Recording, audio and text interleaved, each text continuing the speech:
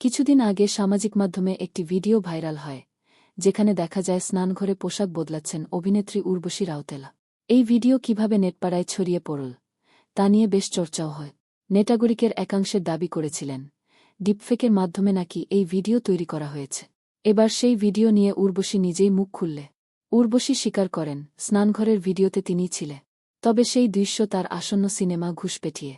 যদিও কিভাবে নির্দিষ্ট ওই দৃশ্য সামাজিক মাধ্যমে ছড়িয়ে পড়ল তা নিয়ে উর্বশীর নাকি কোনো ধারণা নেই, তাই বিষয়টি নিয়ে বেশ বিরক্ত অভিনেত্রী। সংবাদ মাধ্যমে উর্বশী বলেন, যেদিন ভিডিওটি ভাইরাল হয় আমি খুবই বিরক্ত হয়েছিলাম। যদিও এটা আমার ব্যক্তিগত জীবনের কোনো দৃশ্য নয়, ভিডিওটাও আমার ব্যক্তিগত নয়। এই দৃশ্য আমার সিনেমা ঘুষপেটিয়ে।